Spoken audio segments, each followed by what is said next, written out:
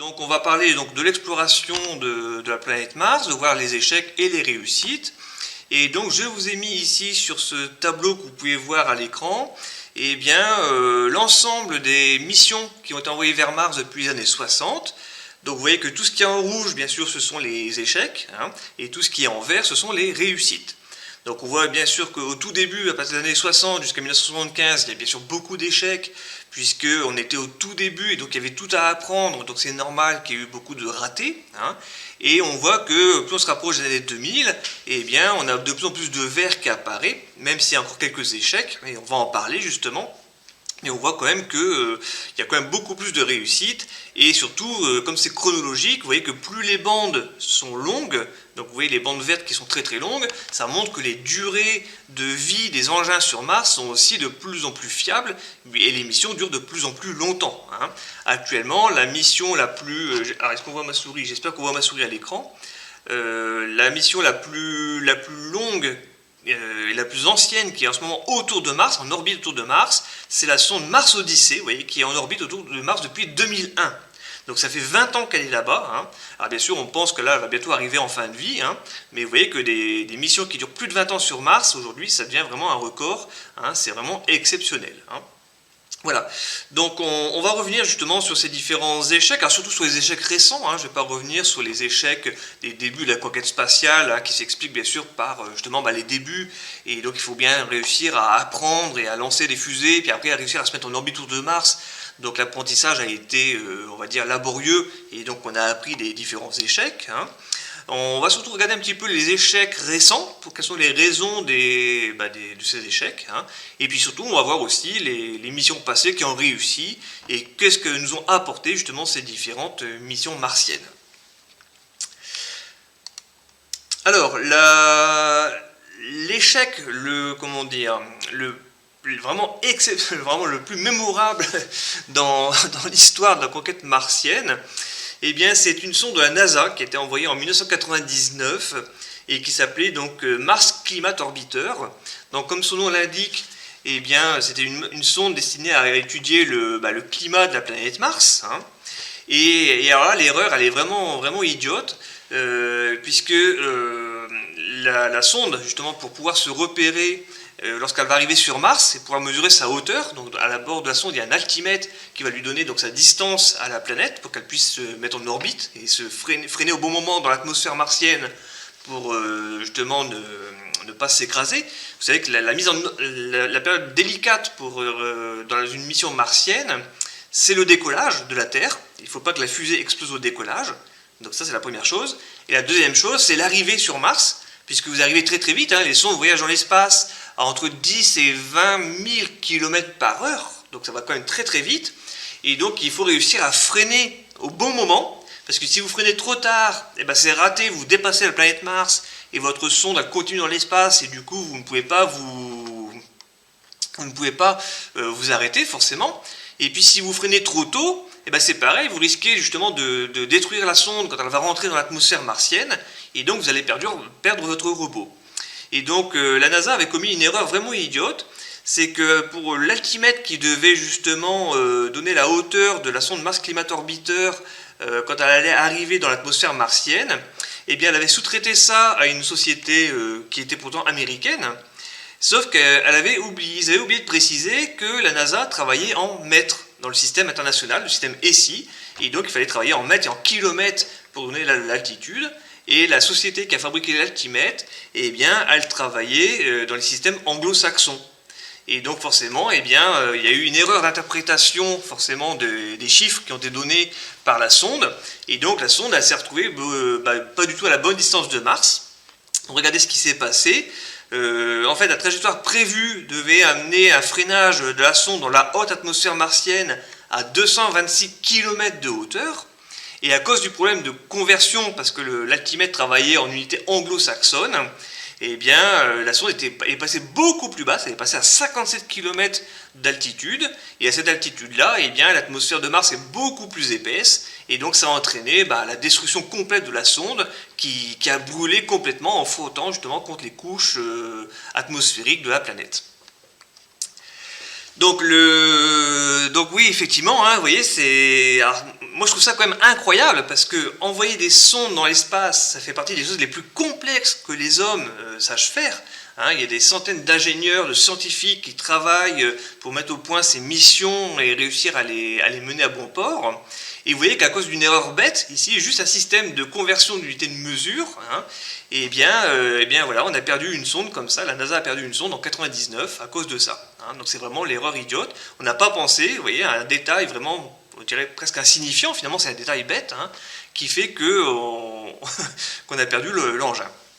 Donc comme quoi, hein, le système métrique c'est bien, c'est important, hein, et je rappelle que le système métrique est une invention française qui date de la Révolution française, c'est un héritage qu'on a de la Révolution, hein, et que ce système métrique apparemment il est quand même plutôt performant puisqu'il est aujourd'hui adopté dans l'ensemble des pays du monde à l'exception du monde anglo-saxon.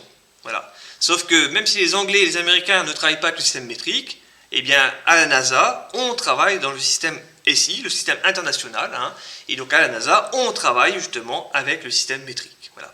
Donc, ça valait le coup de rappeler justement, vous voyez, que le fait de réussir à se mettre d'accord sur les mêmes unités partout dans le monde, c'est finalement extrêmement important, et ça évite des erreurs aussi bêtes finalement. Alors,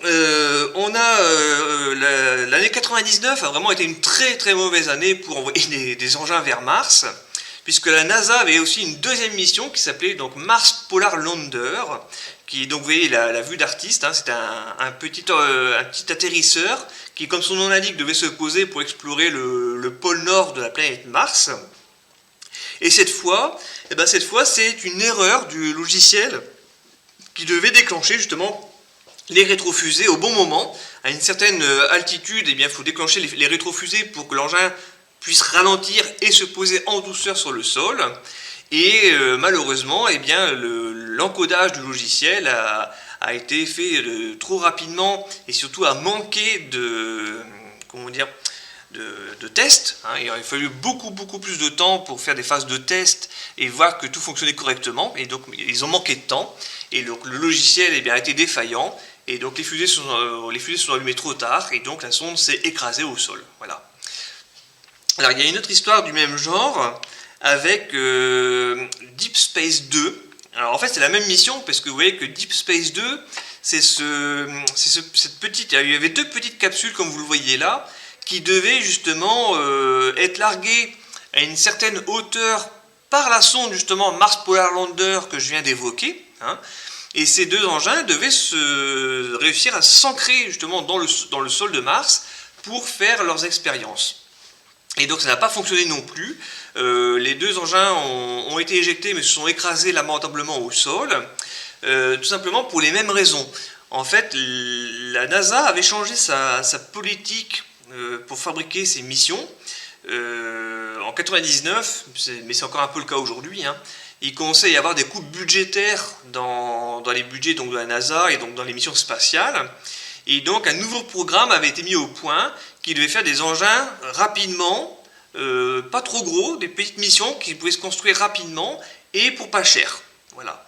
Et comme on dit toujours, on en a pour son argent, c'est-à-dire qu'on n'a pas mis les moyens financiers, on a raccourci les délais pour construire les engins, donc toutes les phases de vérification, de test, etc. Ont été raccourcies, voire complètement supprimées. Et arrive ce qui devait arriver, voilà, les engins sont partis, ils étaient mal préparés, pas assez vérifiés, pas assez entraînés, et quand ils sont arrivés sur Mars, ils se sont écrasés.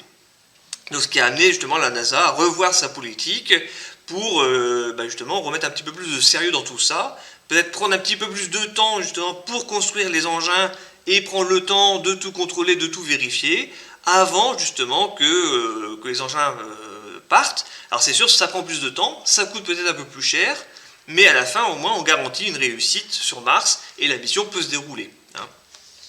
Donc ça c'est la raison principale qui fait que la NASA a connu de gros échecs martiens, surtout en 1999. Alors faut pas croire, hein, les Européens, c'est pareil, hein, les Européens, vous voyez, en 2003, on devait poser ce petit module au sol près du pôle nord martien, qui s'appelait Beagle 2. Hein. et donc il devait étudier pareil le sol de Mars. Donc vous voyez, il y avait une espèce de bras articulé qui devait mesurer des choses sur le sol, et la capsule était alimentée par ces panneaux solaires qui devaient se déployer au sol. Et la sonde Mars Express a bien réussi sa mission. Elle est encore aujourd'hui en orbite autour de Mars, donc elle fonctionne très très bien. Elle a apporté vraiment beaucoup de renseignements sur Mars. Par contre, elle a bien largué le petit module Beagle qui était finalement son passager. Sauf que on attendait un signal comme quoi l'engin était bien posé au sol, et le signal n'est jamais arrivé sur la Terre.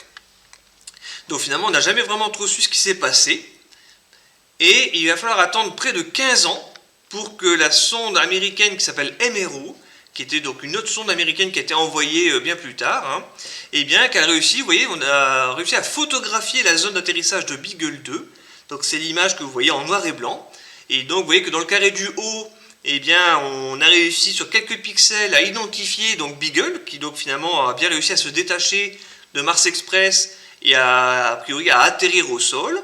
Vous voyez qu'un petit peu plus loin, on a réussi a priori à retrouver le parachute qui a permis donc à Beagle de se poser. Et puis le bouclier thermique il s'est posé un petit peu plus loin. Donc il semblerait que les panneaux solaires se soient déployés par rapport à la luminosité qu'on a sur l'image. On devine plus ou moins que la lumière est réfléchie par les panneaux solaires. Donc a priori, ils se seraient déployés. Mais malheureusement, le contact a été perdu. Donc peut-être qu'il y a eu un problème de radio. Et donc on n'a pas réussi à communiquer avec la sonde. Alors bon, on va dire que c'est un demi-échec, puisque la grosse mission c'était quand même Mars Express, qui elle est en orbite, qui fait la cartographie de Mars et qui fonctionne encore très bien aujourd'hui. Et par contre, le petit atterrisseur, lui, eh bien, il a échoué. Voilà, donc c'est un demi-échec. Et puis le dernier en date, eh bien, c'est en 2011. En 2011, alors j'avais suivi de près cette mission qui s'appelait Phobos Grunt, donc qui était une mission russe, de l'agence spatiale russe, mais en collaboration avec la France, puisque à bord de cette sonde qui devait aller justement vers Phobos. Alors Phobos, c'est un satellite, c'est une lune de la planète Mars. C'est le caillou, l'espèce d'astéroïde que vous voyez en bas de l'image, en bas à gauche de l'image. Et donc on devait justement aller explorer ce satellite de la planète Mars.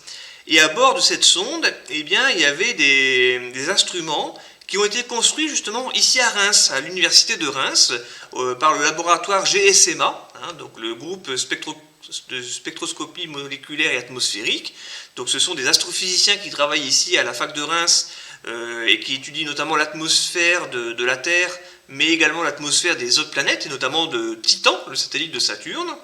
Et donc là, ils pensaient que grâce à la sonde Phobos Grunt, ils allaient pouvoir justement étudier l'atmosphère de Mars à partir du satellite qui tourne autour de la planète. Et malheureusement, les Russes n'ont pas une grande expérience de l'envoi de missions interplanétaires.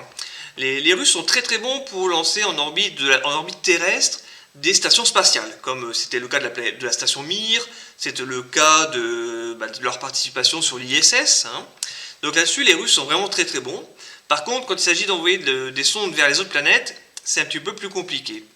Et c'est ce qui s'est passé malheureusement en 2011. La fusée a bien décollé, sauf que la sonde Phobos Grunt, eh bien, elle s'est retrouvée en orbite basse autour de la Terre, et là, elle s'est mise en pause. On a détecté une surcharge de l'ordinateur de bord, qui n'arrivait pas à gérer toutes les informations qu'il recevait, et notamment des informations des senseurs stellaires. C'est-à-dire qu'en fait, une sonde, quand elle arrive en orbite autour de la Terre, eh bien, elle a des capteurs qui lui permettent de lire la position des principales étoiles dans le ciel, et à partir de là, de s'orienter pour connaître le cap et se diriger donc vers Mars. Et comme les capteurs qui devaient donner la position de la sonde par rapport aux étoiles n'ont pas fonctionné, eh bien, la sonde s'est mise en stand-by, et on n'a jamais réussi à les relancer depuis la Terre, ce qui fait que quelques mois plus tard, eh bien, la sonde Phobos Grunt est retombée sur Terre et elle s'est écrasée dans l'océan Pacifique. Voilà. Donc finalement, elle n'est pas allée bien loin cette sonde, elle est montée à 400 km d'altitude autour de la Terre pour revenir sur la planète d'origine, sans malheureusement pouvoir aller jusqu'à Mars. Donc vous voyez que finalement, ce n'est pas aussi simple que ça d'aller vers Mars justement, mais c'est vrai aussi pour n'importe quelle planète, mais Mars, ça reste quand même un peu spécial. On parle parfois du syndrome de Mars, vous voyez, parce que tellement on a eu de problèmes, tellement on a eu d'échecs de missions quand on a voulu envoyer des robots vers cette planète.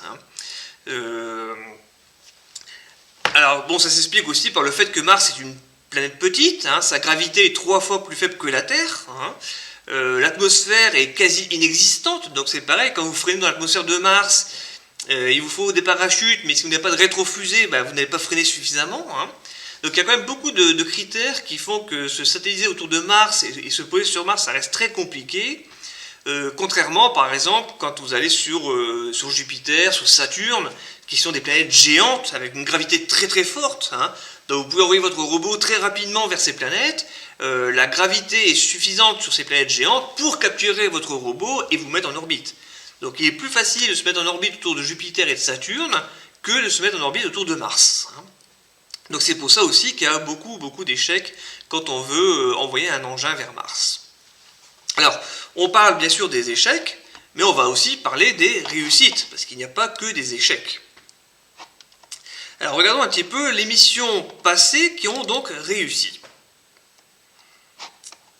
Donc je vous l'ai dit tout à l'heure dans mon introduction, la première mission qui a vraiment réussi, c'était Mariner 4 en 1965. Donc là c'était la toute première, donc on a fait juste un survol de la planète sans s'arrêter.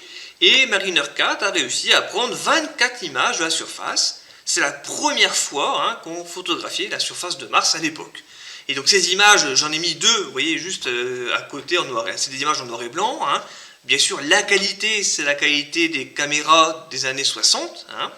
Mais c'est la première fois qu'on voyait Mars, qu'on voyait des cratères d'impact d'astéroïdes sur Mars. Et surtout, ça a mis fin à une controverse qui existait depuis déjà plusieurs dizaines d'années à propos de Mars. La question c'était de savoir est-ce qu'il y avait réellement des canaux sur Mars. Vous connaissez tous cette histoire. On a imaginé que, en tout cas au télescope, on semblait voir des lignes rectilignes sur la planète Mars. Donc on pensait qu'il y avait des canaux artificiels qui avaient été construits. Et donc c'était soi-disant la preuve qu'il y avait des extraterrestres, des martiens, qui avaient construit ces canaux sur Mars. Et donc là, c'est la désillusion.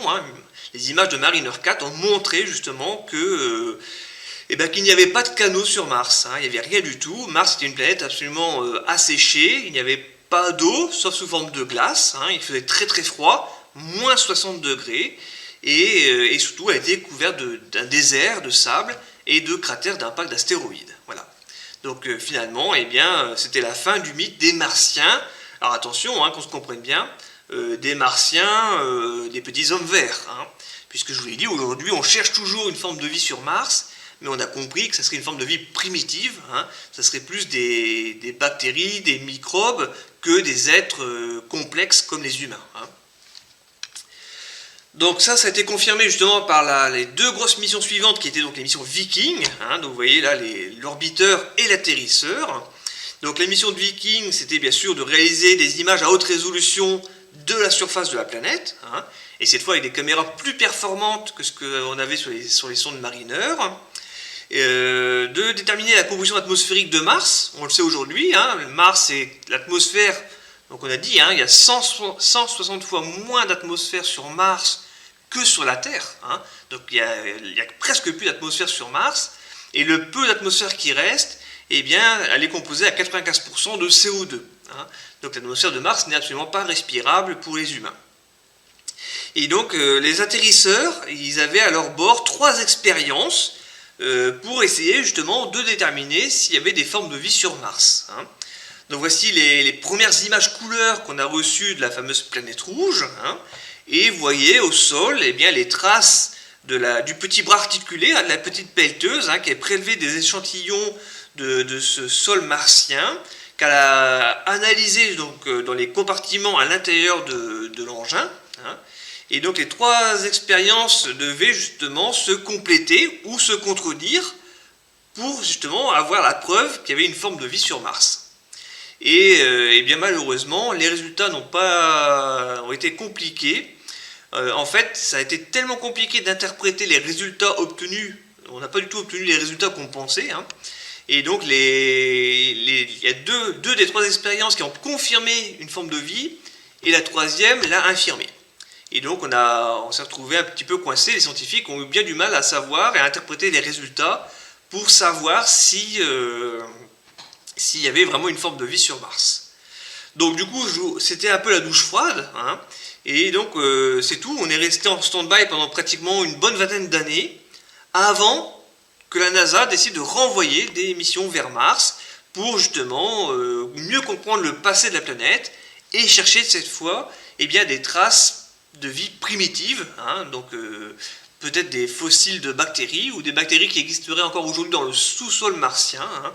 Et donc c'est pour ça qu'il faut attendre les années 1995 pour réussir justement à redémarrer l'exploration de la planète rouge. Donc cette exploration a repris donc avec la sonde MGS, Mars Global Surveyor, qui à l'époque, donc vu les progrès technologiques qui avaient été accomplis sur Terre, cette sonde était un orbiteur, hein, et elle a réalisé une cartographie complète, et cette fois dans une très bonne résolution, hein, de la surface de Mars, hein, ce qui a permis justement de préparer ensuite l'envoi des missions suivantes. MGS a également réalisé la première étude du climat martien, hein, donc Mars connaît un cycle de saisons, comme sur la Terre, tout simplement parce que l'axe des pôles de Mars est incliné comme la Terre, hein, à peu près de 23 degrés, hein, c'est vraiment une coïncidence, ce qui fait que Mars connaît des saisons, et donc on a pu mesurer des températures de l'ordre de 0 degré par une belle journée ensoleillée en été sur Mars. Par contre, la nuit, en hiver, il fait extrêmement froid, hein, la nuit, la température chute à moins 120 degrés. Hein, voilà. Donc la température moyenne sur Mars, c'est donc de l'ordre de moins 60 degrés. Donc ça reste quand même une planète relativement hostile. Hein. Voilà, vous pouvez remarquer justement les progrès technologiques accomplis par les caméras, hein, qui sont à bord. Vous voyez la petite image A qui est tout en bas, c'était la résolution de la sonde Mariner 9. Hein. C'est la même région de Mars qui a été photographiée, hein, par les trois caméras différentes. Donc Mariner 9 en A, en B c'était Viking, hein, et vous voyez Global Surveyor en 97, hein, qui a refait la même image. Et cette fois on voit bien le détail des petits cratères. Dans le grand cratère en haut de l'image, vous voyez les dunes de sable, hein, qui apparaissent, alors qu'on ne les voyait pas sur l'image des sondes Viking. Hein. Et donc ça c'est les progrès technologiques jusqu'en 1997. Et depuis, la NASA a renvoyé une nouvelle sonde qu'on va voir juste après, justement qui a refait encore une cartographie de la planète Mars, mais avec une résolution bien plus performante que ce qu'a fait Global Surveyor, puisque aujourd'hui on a une résolution sur Mars entre 20 et 30 cm. Donc ça veut dire que tous les détails qui mesurent entre 20 et 30 cm sur Mars, on peut les voir sur les images. Hein. Donc vous voyez qu'on a vraiment, on a l'habitude de dire aujourd'hui qu'on connaît mieux Mars que la Terre. Voilà, parce que le fond des océans terrestres reste aujourd'hui encore assez mal connu. Donc comme sur Mars il n'y a plus d'océan, eh bien toute la cartographie de la planète est réalisée avec une résolution de 20 à 30 cm. Je vous ai mis cette image pour vous montrer les rovers que l'on envoie, hein. Parce que justement on va parler du tout premier rover qui a été envoyé, c'était en 1997, c'était le petit rover Sojourner, c'est le petit que vous voyez là au premier plan de l'image, hein, qui était vraiment la phase de test pour voir si ça pouvait fonctionner. Puis après, si vous suivez un petit peu l'actualité, vous savez qu'on a envoyé les deux rovers jumeaux Spirit et Opportunity, hein, qui fonctionnaient avec des panneaux solaires et qui ont vraiment très bien fonctionné sur Mars. Et puis ensuite, il y a eu, les missions Spirit et Opportunity sont aujourd'hui complètement terminées, hein. Et à partir de 2012, on a envoyé le gros rover là, qui s'appelle Curiosity, hein, qui est toujours opérationnel, donc depuis 8 ans maintenant sur Mars. Donc Curiosity fonctionne très très bien sur Mars. Et donc vous avez on va dire presque son jumeau, qui est donc Perseverance, hein, qui s'est posé donc à 15 jours. Et donc on peut espérer aussi que Perseverance fonctionne au moins pour les 10 prochaines années sur Mars. Hein. Donc Curiosity et Mars, c'est pratiquement les mêmes engins.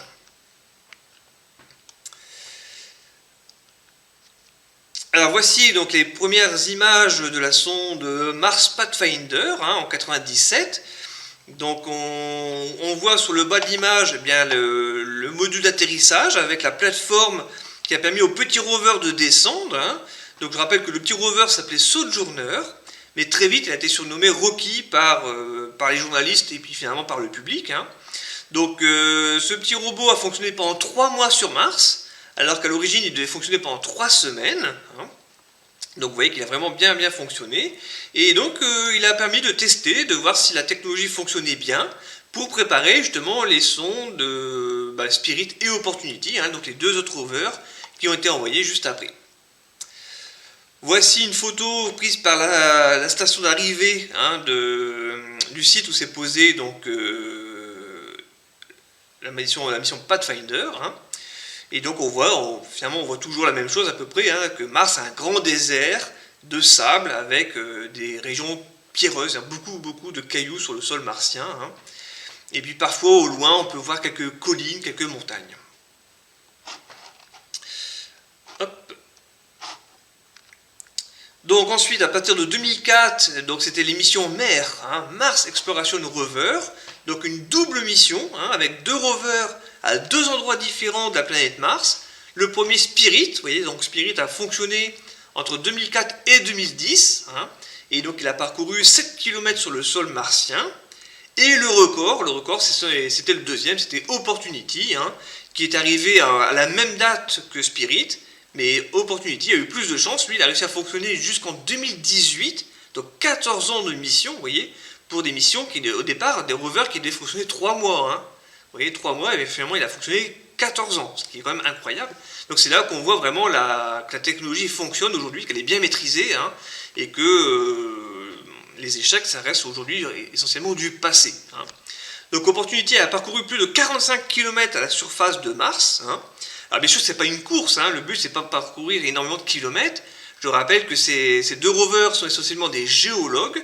Ils devaient permettre aux scientifiques de mieux connaître la géologie de la surface martienne pour préparer l'envoi des missions suivantes et sélectionner avec les meilleures chances possibles les sites d'atterrissage des missions suivantes pour essayer de détecter au mieux des formes de vie. Hein. Donc l'objectif final c'est ça. Hein. Donc, et là même Persévérance, l'objectif de Persévérance maintenant c'est de faire des carottages, hein, des carottes qui vont de 5 cm dans le sol de Mars. Donc les carottages, Persévérance est posé dans une région d'un delta où on voit qu'il y a un ancien lac qui a coulé. Hein. Et donc ces carottages vont être mis en sécurité à bord de Persévérance. D'ici à 2026. En 2026, on va renvoyer des missions, des robots, qui vont devoir récupérer les carottages de Persévérance et normalement, si tout va bien, les ramener sur Terre en 2031. Hein. Donc on est passé d'une mission avec Spirit et Opportunity, qui étaient essentiellement des géologues qui ont permis d'affiner les connaissances géologiques sur Mars, à aujourd'hui des gros rovers qui cherchent des traces de bactéries fossiles, à maintenant donc la mission de retour d'échantillons qui, si tout va bien, devrait se faire pour 2031. Hein. Et donc on aura pour la première fois sur Terre, dans les laboratoires terrestres, des roches en provenance de Mars qu'on pourra analyser de façon beaucoup plus fine. Hein. Et donc on pense que là on aura les outils nécessaires pour essayer vraiment d'affiner la réponse à la question: est-ce qu'il y a eu un jour une forme de vie qui s'est développée sur Mars? Et derrière cette question-là, bien sûr, c'est: est-ce que l'homme est seul dans l'univers? Est-ce qu'il existe de la vie uniquement sur Terre, ou est-ce qu'il existe de la vie ailleurs dans l'univers? Est-ce que la vie est possible ailleurs? Hein? Alors bien sûr, on peut tous penser et se dire qu'il y a des milliards de planètes, et donc effectivement, il est évident peut-être qu'il y a de la vie ailleurs, mais je rappelle qu'en science, il vous faut des preuves. Et tant que vous ne l'avez pas prouvé, eh bien, la réponse c'est: on ne sait pas. Donc il faut avoir des éléments concrets, tangibles, qui nous disent: bah oui, voilà, sur Mars, un jour, il y a eu des formes de vie. Et c'est ce qu'on espère déterminer, alors peut-être avec ce retour d'échantillons, justement, qui viennent de démarrer avec la mission Persévérance. Hein. Alors, la NASA avait également envoyé en 2008 une petite mission qui était la mission Phoenix. Et en fait, Phoenix, elle a été envoyée pour remplacer la mission Mars Polar Lander qui s'était finalement écrasée. Voilà. Donc c'est une mission qui a été finalement faite pour pas très cher, puisqu'on avait récupéré tous les doublons des pièces qui avaient servi à faire la mission Mars Polar Lander, et c'est à partir de ça qu'on a réussi à refabriquer la sonde Phoenix pour cette fois réussir la mission qui avait échoué. Voilà. Donc c'est une redite, hein. Si Mars Polar Lander avait fonctionné, eh bien la mission Phoenix n'aurait pas eu lieu. Donc finalement il a fallu refaire plus tard la mission qui avait échoué, tout simplement. Et donc voici les images prises par la sonde Phoenix, hein, donc c'était en 2008. Et donc comme c'est une sonde qui s'est posée en statique près des régions polaires, eh bien on voit là la grande différence de paysage quand même, puisque les régions polaires, vous voyez que c'est une plaine. Hein, et je rappelle que l'hémisphère nord de Mars est essentiellement une région extrêmement plate. Hein. C'est un ancien... tout l'hémisphère nord de Mars, en fait, c'est l'ancien fond de l'océan martien. Contrairement à l'hémisphère sud de Mars, qui est très caractérisé et qui a des très hauts plateaux, des reliefs très élevés. Hein. Donc on voit bien ici sur l'image de la sonde Phoenix que la région polaire martienne est une région extrêmement plate. Voilà, donc je vous ai mis ici un planisphère de la planète Mars en fausse couleur. Je rappelle que tout ce qui est de couleur rouge, c'est donc des régions d'altitude très élevée, et tout ce qui est de couleur bleue, c'est les régions qui seraient théoriquement en dessous du niveau de la mer, si toutefois il y avait la mer sur Mars. Hein. Donc toutes les régions qui sont colorées en bleu, donc vous voyez que c'est essentiellement l'hémisphère nord, et bien l'hémisphère nord de Mars était couvert d'océans. Voilà, quand il y avait de l'eau liquide sur Mars, eh bien c'était en fait essentiellement l'hémisphère nord de Mars, hein, qui était un océan. Et donc vous voyez que toutes les missions qui sont posées au sol, on voit Phoenix en 2008, hein, qui était donc dans les régions polaires, on en a déjà parlé. Et puis vous voyez les missions, on retrouve mission Pathfinder, Viking, hein, les rovers Opportunity, qui sont tous posés à la limite de la région bleue, vous voyez. En fait, tous ces rovers sont posés finalement sur le bord de la mer, sur les plages finalement, sur les endroits où on avait de l'eau, mais qui venait de façon rasante sur le continent. Hein.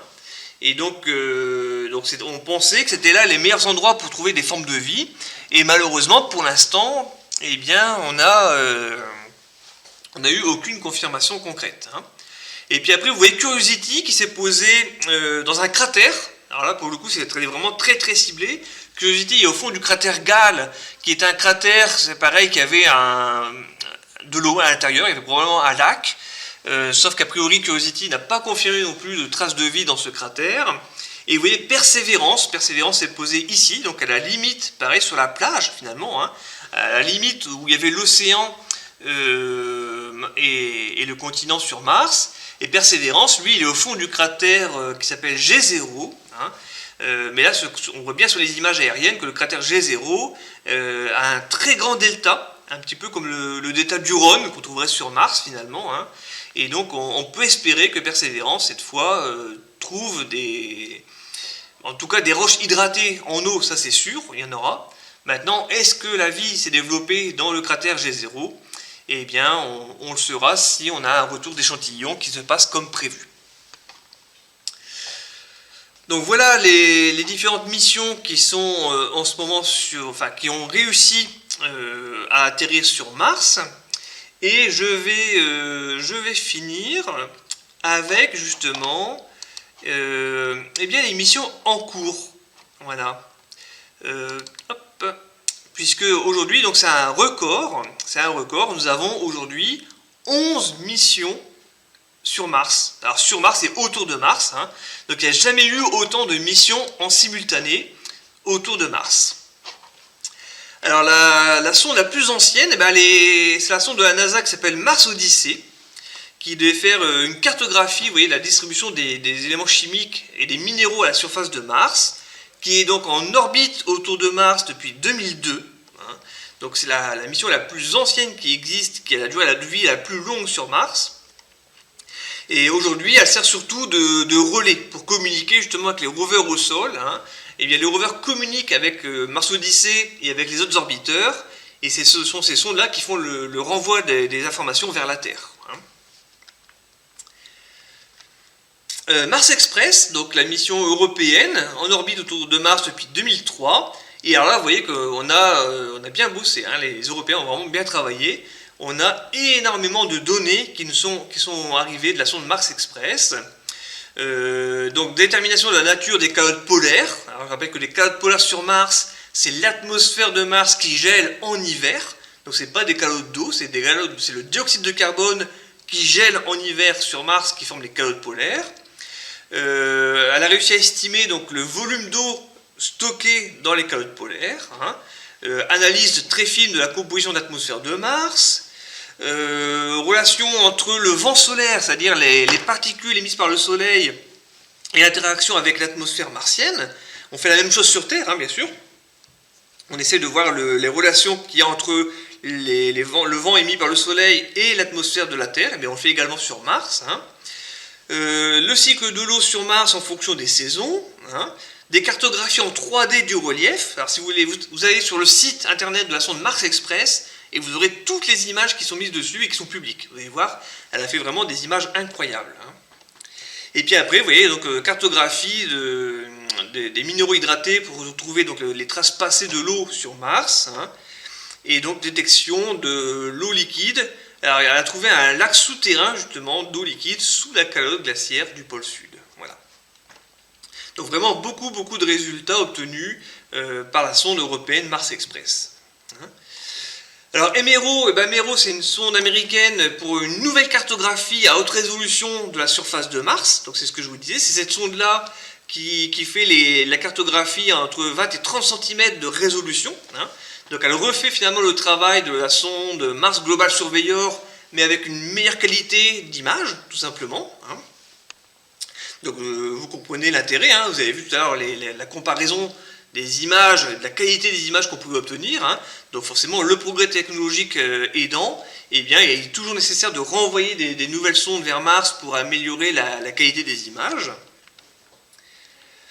Et puis on a aussi la première sonde indienne, l'Inde, qui a une sonde, on en parle très peu, mais l'Inde a bien une sonde qui s'appelle Mars Orbiter Mission depuis 2014 autour de la planète Mars. Voilà.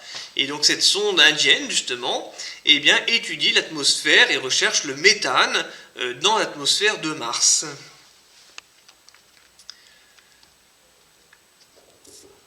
Hop, la NASA a renvoyé en 2014 la sonde MAVEN, donc pour une étude complète de l'atmosphère de Mars et affiner justement les relations entre le vent solaire et l'atmosphère martienne pour comprendre comment Mars a perdu son atmosphère, puisque Mars avait une atmosphère conséquente comme la Terre dans le passé, et cette atmosphère s'est évaporée.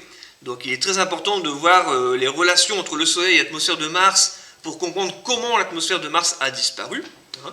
Donc ça, c'est la sonde MAVEN qui fait ce travail-là en ce moment. Et puis, vous avez la sonde européenne qui s'appelle ExoMars. Alors, c'est une sonde en deux parties. Donc là, il y a ExoMars TGO, donc qui cherche justement des traces de méthane dans l'atmosphère de Mars. Donc finalement, un petit peu comme le fait la sonde indienne. Hein. Et ExoMars, ça se compose de deux missions. Donc là, il y a l'orbiteur qui a réussi, qui est sur place depuis 2016. Et normalement, d'ici à 2022, on enverra un petit rover. Donc pour la première fois, les Européens enverront un rover à la surface de Mars. Voilà. Sauf que ça prend beaucoup de retard. Et ça fait déjà plusieurs années qu'on dit qu'on va envoyer dans 2 ans un rover sur Mars. Et donc pour l'instant, ça n'est toujours pas fait. Donc on espère qu'en 2022, alors on est en quoi, 2021. Donc c'est pour la prochaine fenêtre de lancement qui va avoir lieu dans 26 mois. Et donc dans 26 mois, normalement, le rover de ExoMars devrait partir. Donc croisons les doigts, espérons que ça va pouvoir se faire. Voilà, donc ça c'est les différentes missions qui sont en ce moment autour de Mars, alors auxquelles il faut rajouter la mission donc, chinoise qui est arrivée il y a une quinzaine de jours, donc Tianwen, à laquelle il faut rajouter la mission des Émirats Arabes Unis, hein, donc la sonde HOP, et l'arrivée de Persévérance. Hein. Donc je résiste pas voilà, à l'idée de vous montrer la dernière image justement qui a été renvoyée vers la Terre de Persévérance, qui a photographié le fond du cratère G0. Hein. Donc vous voyez qu'au premier plan on retrouve du sable et des gros cailloux. Par contre au fond de l'image on voit bien le rempart hein, qui est la bordure justement de ce fameux cratère. Hein. Donc la mission Persévérance, là, se déploie tranquillement. Hein. Les ingénieurs sont en train de faire les différents tests pour voir si tout est bien opérationnel avant de vraiment lancer la mission scientifique, qui est l'écarottage et la recherche de formes de vie dans le cratère G0. Voilà. Donc pour conclure cette petite présentation, eh bien, nous avons donc aujourd'hui 11 missions en orbite autour de Mars. Alors 11 missions, mais qui sont complémentaires, quand elles sont issues du même pays, mais aussi concurrentes. D'accord ? Donc on a beaucoup vu des missions américaines de la NASA, qui sont donc complémentaires. Hein. On a des recherches au sol, des recherches sur l'atmosphère, des cartographies. D'accord ?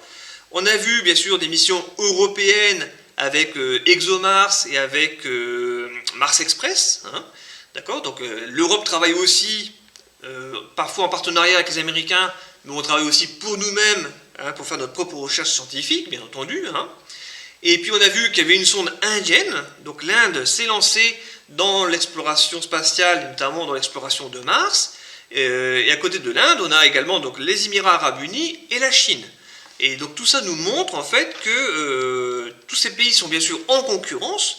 Il n'y a pas forcément de collaboration entre toutes les agences spatiales des différents pays, attention. Hein. Et en fait, ça montre aussi le côté un petit peu finalement, je dirais, politique ou géopolitique de l'exploration spatiale. Parce que derrière tout ça, il n'y a pas que de la science, bien entendu. Hein. C'est important pour un pays d'avoir une sonde, par exemple, qui s'est mise autour de Mars, parce que ça montre justement la puissance économique, technologique de ces pays, hein, et leur savoir-faire et la maîtrise justement de ces technologies, puisque eux aussi arrivent justement à envoyer des missions vers ces planètes. Et je rappelle que ces missions font partie des choses les plus complexes que les humains sachent faire. Hein. Donc on voit aussi que quelque part derrière l'exploration de Mars, eh bien, à travers ses échecs et ses réussites, eh bien, c'est aussi une concurrence finalement entre les différents pays. Hein, alors c'est plus une guerre, on va dire, pacifique, heureusement, hein, mais ça reste quand même une guerre technologique, politique, scientifique, hein, qui est menée justement dans l'espace et qui a pour toile de fond finalement l'exploration martienne. Voilà. Merci à vous tous de nous avoir une nouvelle fois suivis. J'espère vous avoir intéressé avec ce petit topo sur l'exploration martienne au regard donc, des nouvelles sondes qui viennent d'arriver ces derniers jours. Si vous avez des questions, eh bien, n'hésitez pas à les indiquer dans les commentaires, dans le chat. Et c'est avec grand plaisir que j'y répondrai directement à l'oral, hein, ou je répondrai dans les différents commentaires à l'écrit également si vous le souhaitez. Voilà, merci à vous tous.